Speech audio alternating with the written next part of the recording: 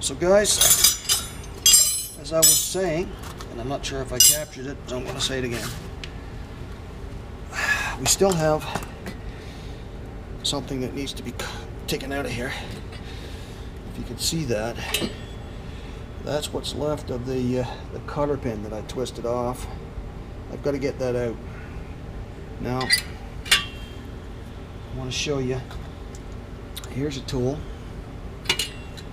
right here that's known as side cutters. One side is recessed like that. The other side is back side is flat and it's sharp, and it's for cutting wire and different things. This is a pair from Snap-on. These are probably 20 plus years old. I've had many pairs of them. These Snap-on ones were the ones that survived. They're the best. Mac Tools also probably makes good ones, but Snap-on, you definitely can't go wrong. So what I'm trying to do here is I'm trying to get a hold of the rest of that cotter pin so I can get it out of the hole, put something new in there. Because obviously that's not going to do the trick anymore. Problem with these side cutters though, you get a good grip on stuff, but you can also cut it off, so that's a little bit of a drawback. I need to get that driven through there a little bit further, and then I can get a hold of it, possibly with the side cutters. Once I can get a hold of it, I might be able to pull it out of there. So, one thing too, when you're working with stuff, guys, don't leave stuff like that laying on your floor when you're done, because it's like this little piece of wire bowling go out here, because that'll go through a tire. That will definitely flatten the tire. And we don't want that to happen. Trouble light. I call it the trouble light because there's so much trouble finding a spot. It'll allow you to see without getting a glare in your face. I guess. I'm not sure why. I guess it's called trouble light because you need a light, it'll get you out of trouble.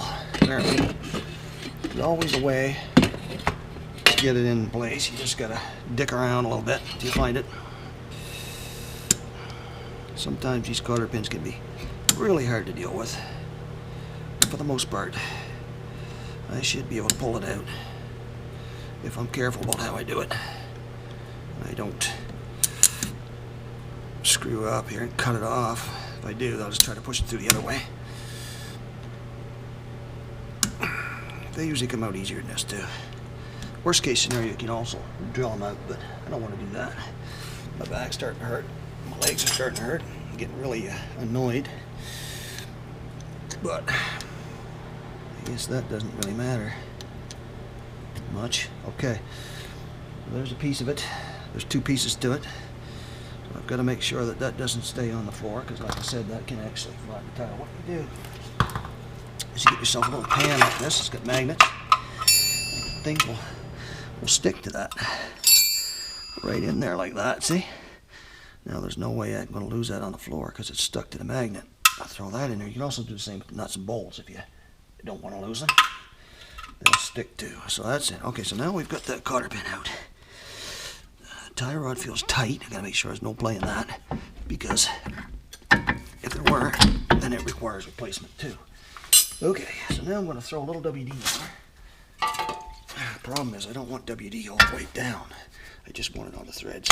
If I get it everywhere, that might try to spin when I put the nut on it, and I don't want that to spin. Okay, it's tapered. And that's where it's supposed to be. We'll get the old castle nut that was on it before.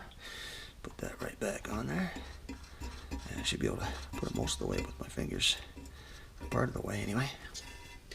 Now this might be where I need potentially have to have my impact. But we'll try it first without the impact. See how far we can get before she starts to spin. Maybe it'll be good, I don't know. Tighten her up here as much as we can.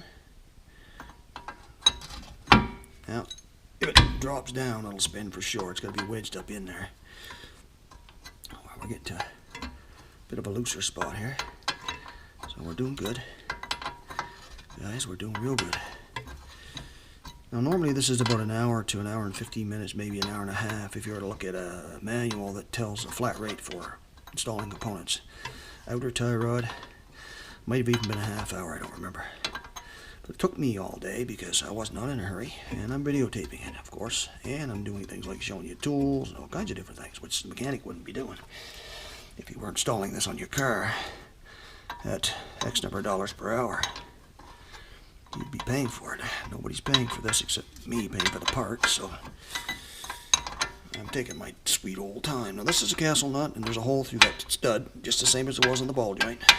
And I need to line one of these up so I can put something through there the same way I did on the ball joint. Now what I'm going to do, I'm going to put a piece of welding rod through like that and bend it, but this is too small. I'm going for a little thicker welding rod, and I have some thicker stuff, so bear with me. I'll be right back.